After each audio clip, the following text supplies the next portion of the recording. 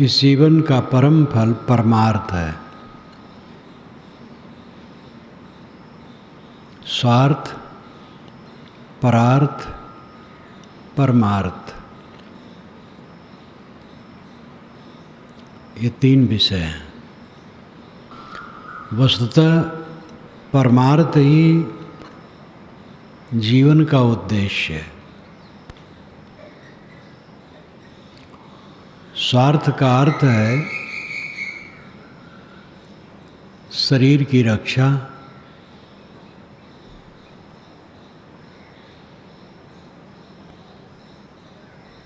परार्थ का अर्थ है दूसरे की सेवा करना, परमार्थ का अर्थ है जीवन का परम प्रयोजन हल करना। जीवन का परम प्रयोजन है दुखों से अत्यंत छुटकारा।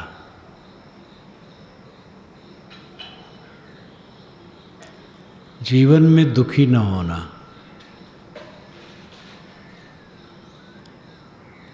जीवन में दुखी जो नहीं होता है वो मर जाने के बाद भी दुख से छूट जाता है। जीवन दुख से भरा है। इस दुख से छुटकारा लेना मानव का परम कर्तव्य है। स्वार्थ, परार्थ और परमार्थ, इन तीन बिंदुओं पर विचार करें। स्वार्थ पहले है। बिना कुछ खाए पिए शरीर की रक्षा नहीं होगी, और शरीर की रक्षा हुए बिना परार्थ और परमार्थ सद नहीं सकेगा। लेकिन आदमी इतना भूला है, केवल स्वार्थ में डूबा है। शरीर का पोषण और शरीर ही का नहीं पोषण, इंद्रियों का पोषण, इंद्रियों के उद्वेगों में लग करके लाभ लेने की दुश्चेष्टा और मन की कल्पनाओं, मन की अवधारणाओं में बहना।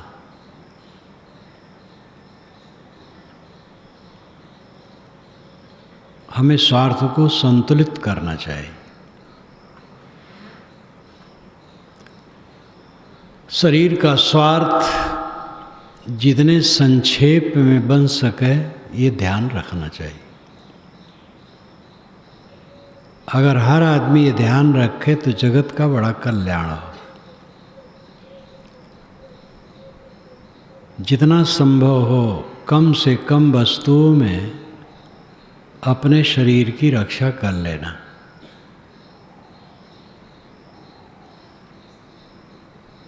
फिर परार्थ, दूसरे की सेवा करना। फिर परमार्थ, लेकिन परमार्थ पहले है। परमार्थ के लिए ही स्वार्थ है, और परार्थ एक देहधारी का कर्तव्य है। हमारे जीवन का परम उद्देश्य है अनादि अविद्या को काट करके इसी जीवन में जीवन मुक्त हो जाना।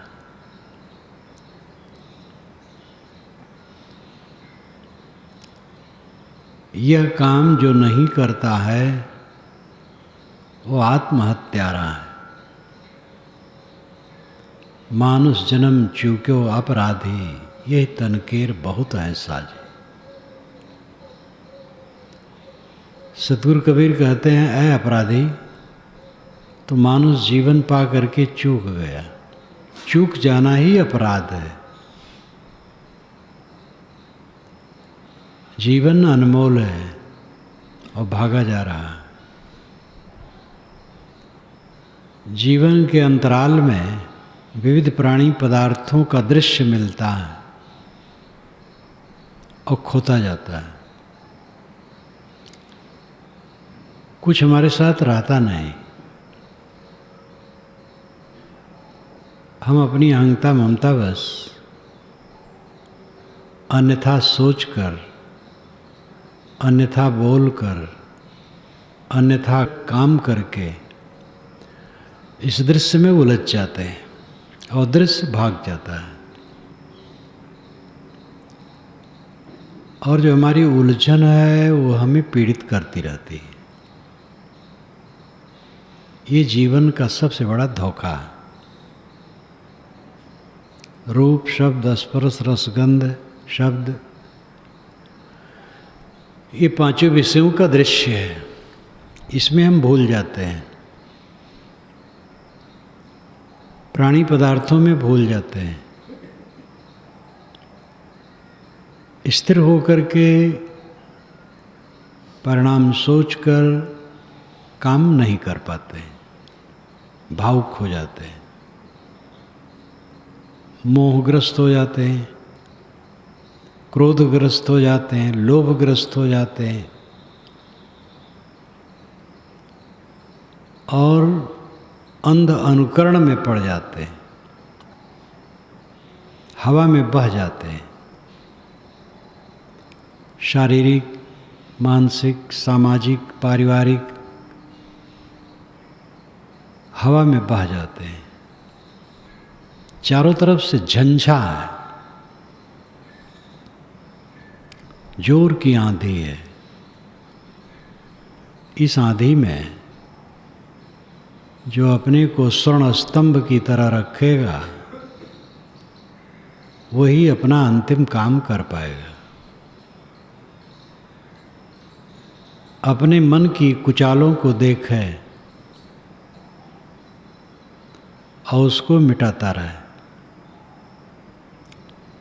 अपनी वाणी के दोषों को देखे, जितना संभव हो कम बोले।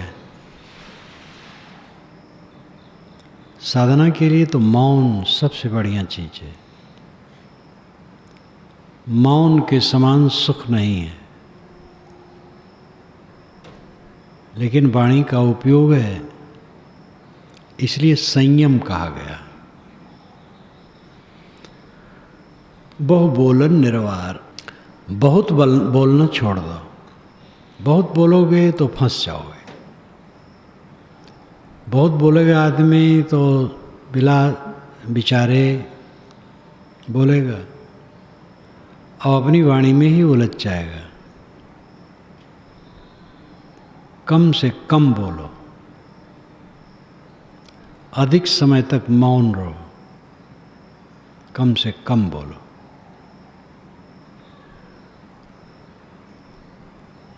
अपने मन को देखो, मन की कुचालों को देखो, वाणी की कुचालों को देखो, इंद्रियों की कुचालों को देखो। आसपास के लोग मनुष्य हैं, कच्चे पक्के हैं, कहीं भी हो। गृहस्थी में तो है ही है, साधु समाज में भी कच्चे पक्के हैं। कच्चे पक्के दो ढंग से होते हैं। एक तो दीर्घ काल के हैं, साधना में काफ़ी पक गए, और एक नए नए हैं तो निर्मल मन के तो हैं लेकिन अभी कच्चे हैं, इसलिए बहुत बातों में उलझ जाते हैं।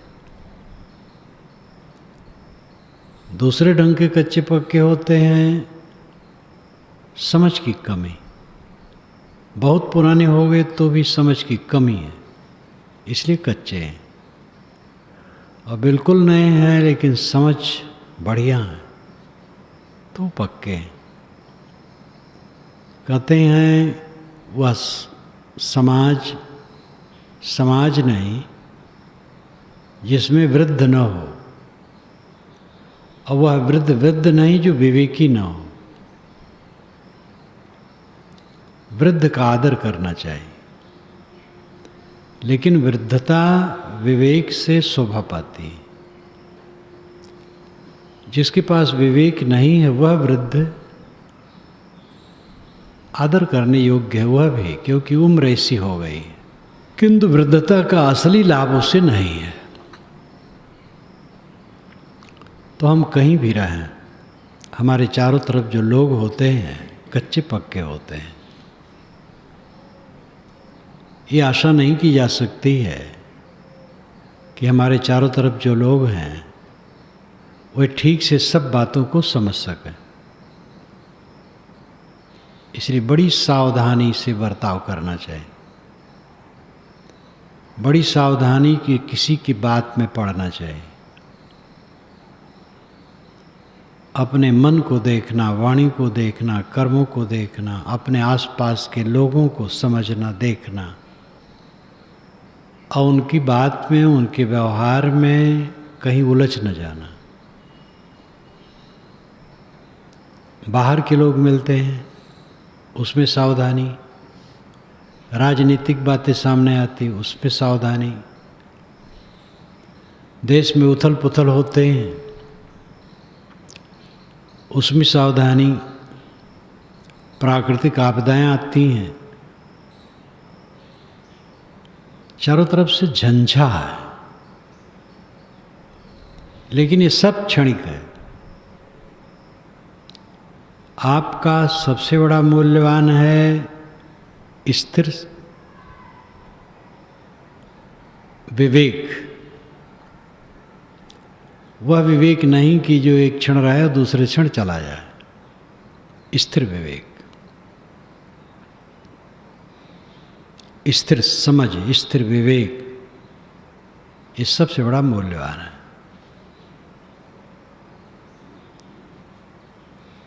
साधक को कोई बात में राय उससे लेना चाहिए जो अंतर्मुख हो, जो समझदार हो, परिपक्व हो।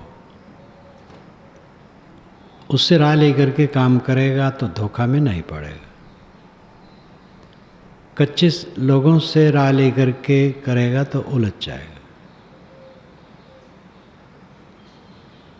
परमार्थ जीवन में मुख्य है, लेकिन परमार्थ ही केवल नहीं है, इसके साथ व्यवहार भी है।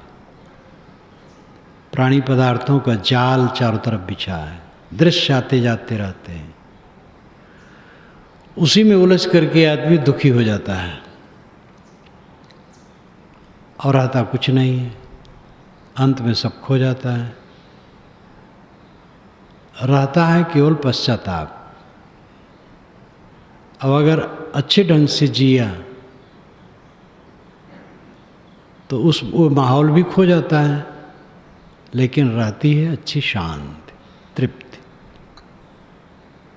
जीवन का उद्देश्य है परमार्थ। परमार्थ, परम अर्थ, परम प्रयोजन। अर्थ नाम प्रयोजन। परम प्रयोजन जीवन का मुख्य उद्देश्य है, और वह है अनादिकालीन अज्ञान की निवृत्त होकर स्वरूप स्थित हो जाना। मन का मोह पूर्ण रूप से मिट करके आत्म संतुष्ट हो जाना, ये परमार्थ है। यह काम जिसने नहीं किया वो क्या किया? इसका व्यवहारिक स्वरूप अत्यंत उज्ज्वल है।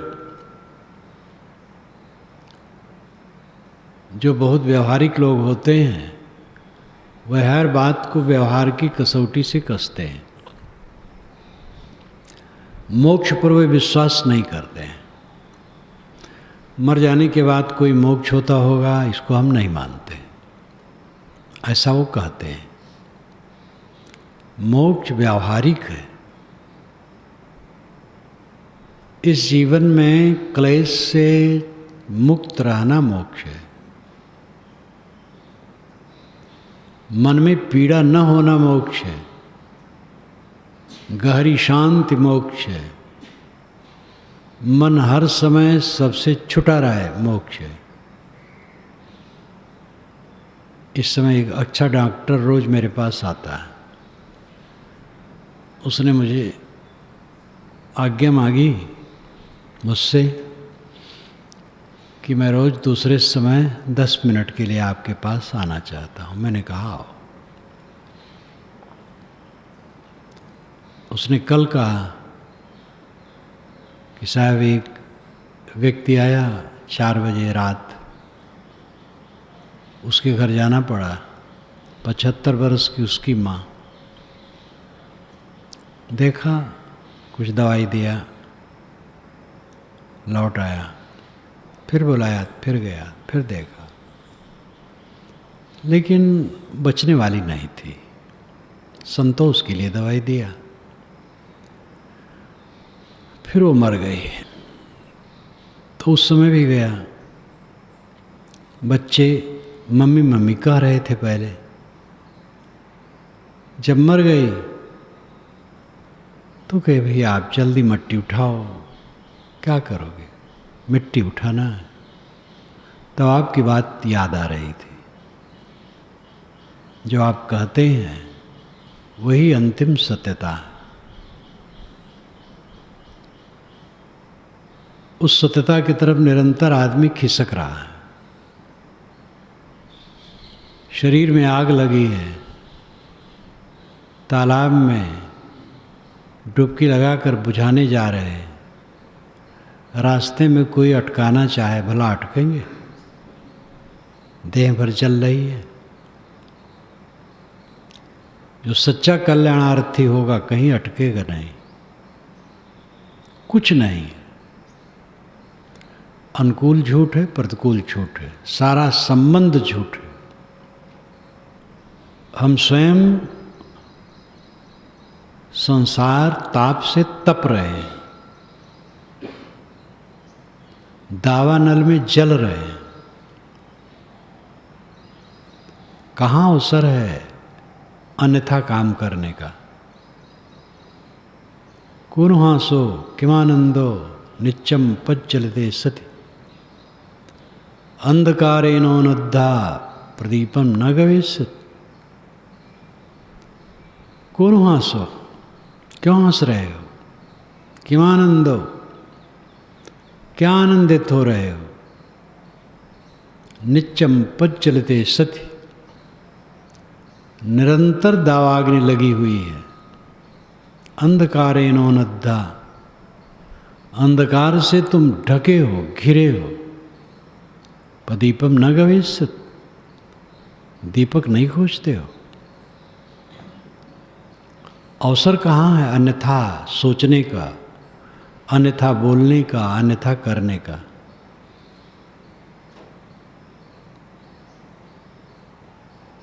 परमार्थ का काम करो। जीवन का परम लक्ष्य परमार्थ का काम। अनादिकाल से जिस ताप में हम जल रहे हैं वो समाप्त हो। मैं देह हूं, ये अनादि विद्या का फल है, ऐसा भ्रम। और इसी का परिणाम है बारंबार इस नरक में पड़ रहे हैं, नरकाग्नि में जल रहे हैं। अब इस जीवन में इस विद्या को मिटा देना है। मैं देह नहीं हूं, शुद्ध चेतन हूं, और मुझे कुछ नहीं चाहिए, केवल स्वरूप विश्राम। ये काम करना चाहिए। और यह काम जो करता है उसके मन में क्लेश का कोई प्रसंग ही नहीं। क्लेश तो अविद्या से, अज्ञान से, मोह से, दृश्य के प्रति अहंता, ममता और मोह, ये अज्ञान है, ये अविद्या है। इसको जान ही लोग नहीं पाते हैं, जानने की चेष्टा ही नहीं है। जान जाने के बाद करते नहीं। डट करके जो करेगा उसकी अविद्या मिट जाएगी।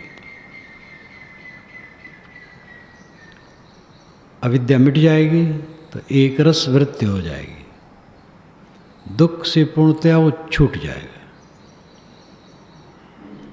और इसी जीवन में वो सदैव कृतार्थात्मा बना रहेगा।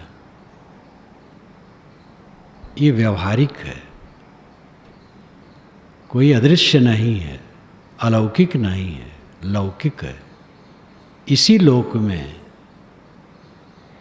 व्यवहार में आने वाली बात है कि जब सब तरफ से पूरी अहंता ममता मिट जाती है, मोह और अज्ञान मिट जाता है, तब मन में कोई क्लेश नहीं रहता है। उसको ये दुनिया दूसरे ढंग से दिखती है। ज्यों सफरी की चाल से सागर करत न क्षोभ, अंडा से ब्रह्मांड लो त्यों संतन को लोभ।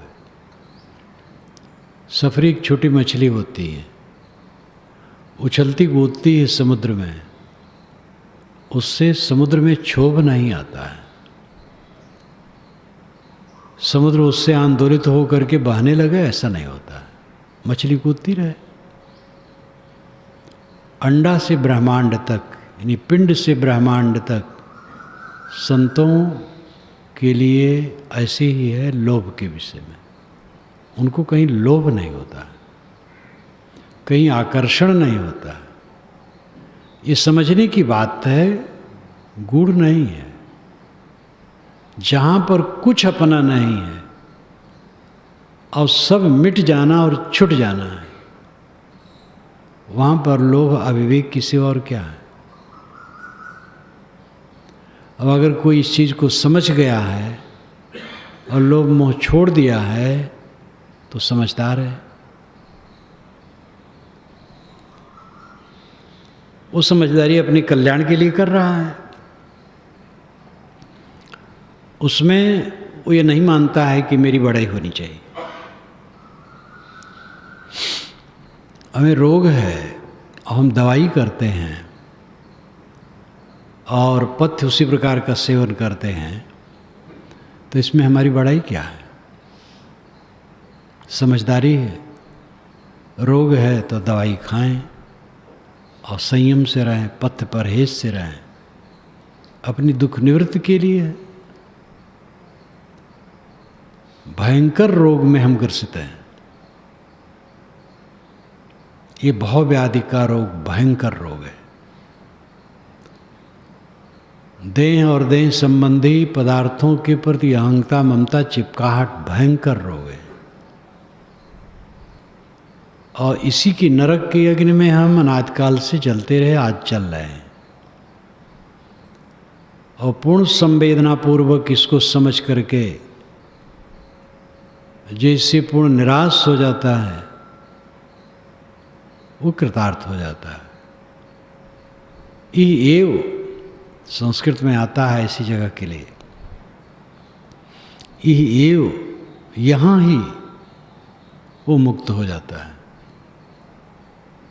कबीर साहब आपकी हिंदी भाषा में कहते हैं, यहाँ ही संबल कर ले, यहाँ ही संबल कर लो। जीत न तरे हो मुझे क्या तरी हो, जीती जीती नहीं तरे हो मरने पर क्या तरोगे। किसी भाषा में हो और उस अवस्था में पहुँचे हुए कोई पुरुष हो और किसी मत के पुरुष हों, जब अनुभव एक हो जाता है तो उस अंश में कथन में फर्क नहीं रहता। यहीं पर वो दशा है। जो स्थूल बुद्धि वाले हैं उनकी बात अलग है। सगुण उपासक जीवन में मुक्ति नहीं मानते। यहाँ से जाके भगवान के धाम में मुक्त होंगे। एक मुसलमानों की सभा में मुझे जाना हुआ था प्रवचन देने के लिए, इसी इलाहाबाद में। अलीगढ़ मुस्लिम विश्वविद्यालय से एक मुल्ला आए थे, अच्छे विद्वान थे, उम्र बहुत ज़्यादा नहीं थी, 45 की ही रही होगी। उन्होंने अध्यक्षीय भाषण जब किया तो कहा कि इसमें जितने प्रवक्ता हैं, एक को छोड़ करके बाकी सबसे मैं कम उम्र में हूँ। एक प्रवक्ता थे जो कम उम्र के थे। मैं 15 मिनट बोला था, बहुत ध्यान से उसको सुने थे वो। उसकी प्रतिक्रिया में उनका पहला वचन था, इतना उदार होना बड़ा मुश्किल है। मैंने कहा था परमार्थ के विषय में, अध्यात्म के विषय में कोई संप्रदाय एकाधिकारी ठेकेदार नहीं है। एकाधिकारपन बिल्कुल गलत है। सरल ढंग से परमार्थ को रखना चाहिए।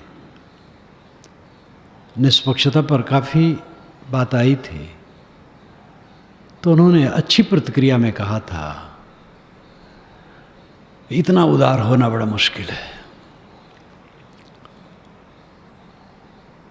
प्रवचन किया जो उन्होंने, उसके लिए क्या कहूँ। इतनी स्थूल बुद्धि से यहाँ मुक्ति नहीं होगी, वहाँ पर मुक्ति होगी, यानी जन्नत में पहुँचने पर। परमात्मा को अपनी आँखों से देखोगे, आँखों से जो देखा जाता है वो परमात्मा होता है, वो तो रूप होता है। तो ऐसे लोग तो बड़े उथले होते हैं, लेकिन मुसलमानों में ही सूफी संत ऐसा नहीं कहेंगे। तो यहाँ ही इसी जीवन में कैवल्य, निर्वाण, मोक्ष, परमपद, परब्रह्म में लीनता, स्वरूप में लीनता, पारख स्थित, असंगत्व, जितने शब्द हैं, हकबीनी, दीदार। दीदार देखने को कहते हैं, लेकिन वो देखने का मतलब वही है, अपने को देखना, अपने में स्थित हो जाना। परमार्थ जीवन का परम फल है। ये मानव जीवन केवल परमार्थ के लिए, दुख से पूरा छूट जाने का काम करने के लिए है। उसके साथ साथ परार्थ है, परार्थ भी करना चाहिए, दूसरे की सेवा, आपकी जो योग्यता और शक्ति है उसके अनुसार, द्रव्य से, वस्त्र से, अन्न से, जल से, सद्बुद्धि से, विद्या से, औषध से, पैसे से, और भी जो कुछ भी आप कर सकें। सूअर कुत्ते भी पेट भर लेते हैं, केवल स्वार्थ ही साधता रहा तो क्या उसका रहा।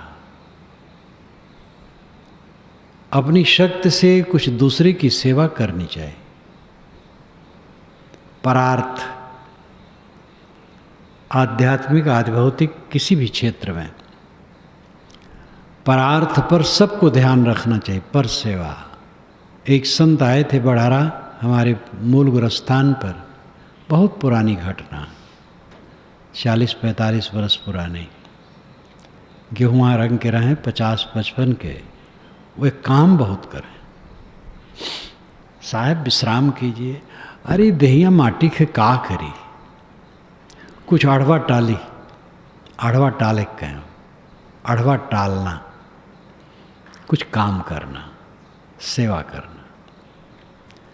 इस शरीर का करी माटी के, बेकार हो जाए, कुछ अड़वा टाले। सेवा करो, दूसरे की सेवा करो, ये परार्थ है। स्वार्थ को नकारा नहीं जा सकता।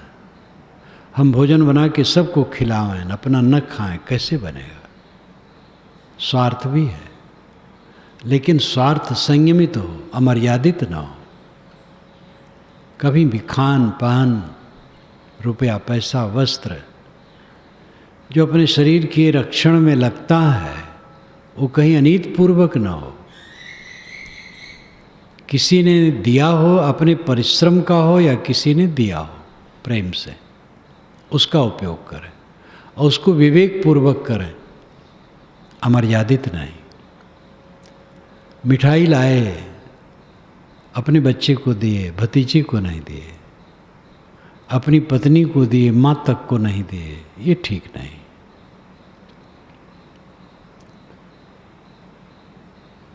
खान पान का जो व्यवहार है अपने परिवार में, समाज में, सार्वजनिक हो, सबका हो। स्वार्थ, इसमें कुछ ईंधन डालना है, और है क्या इसमें? जठराग्नि अंदर में जल रही है, उसमें ईंधन डाल दें जिससे उसकी ऊर्जा इस इंजन को चलाने में काम दे, इतने तो है। तो उसको लेकर के छल कपट, भेदभाव ऐसा क्यों करें? स्वार्थ में बहुत सावधान रहे।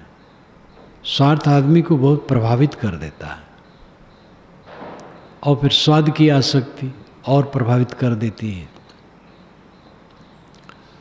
इसलिए स्वार्थ शुद्ध हो, विवेक पूर्वक हो।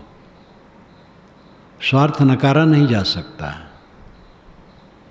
किंतु विवेक पूर्वक हो तो हमारे जीवन का परम फल है परमार्थ। परमार्थ के लिए जीवन है। अनादि अज्ञान से निवृत्त होकर के इस जीवन में पूर्ण स्वरूपस्थ हो जाना यही परमार्थ है। कैवल्य अवस्था को प्राप्त कर लेना परमार्थ है। दुख से अत्यंत छुटकारा परमार्थ है। ये आदर्श मात्र नहीं है, तथ्य है। दुख नहीं मिटता है तो अहंता ममता नहीं मिटा रहे हो तो कहाँ से दुख मिटेगा? जो काम करना चाहिए वो कर नहीं रहे हो, साधु वेश में आके भी नहीं कर रहे हो, खड़मंडल में पड़े हो, अहंता ममतम पड़े हो, तो कैसे लाभ होगा? साधु गृहस्थ कोई भी हो, प्रमाद करेगा उसका काम नहीं होगा। परमार्थ जीवन का परम फल है। अनादि विद्या है देह गेहादि के प्रति ममता मोह। अपने शुद्ध स्वरूप को न समझना, इसकी निवृत्ति करके देहाभिमान छोड़ करके अपने स्वरूप में स्थित होना है परमार्थ है। यही कैवल्य है। और इसके साथ कुछ परार्थ जितना बन सके करता रहे। परार्थ, परार्थ नाम दूसरे के लिए, दूसरे की सेवा में कुछ करता रहे। और स्वार्थ जो जीवन गुजर है वो तो करने पड़ेगा। अंततः स्वार्थ परमार्थ ही है। स्वार्थ का अर्थ होता है स्व का अर्थ, आत्मा का अर्थ। आत्मा का अर्थ है दुख से छूटना। तो स्वार्थ परमार्थ ही है, अर्थात परमार्थ ही पक्का स्वार्थ है। देह गुजर जरूरी है, लेकिन कल्याण की प्राप्ति ही महान स्वार्थ है। इस प्रकार स्वार्थ, परार्थ और परमार्थ को समझकर साधक अपना काम करे।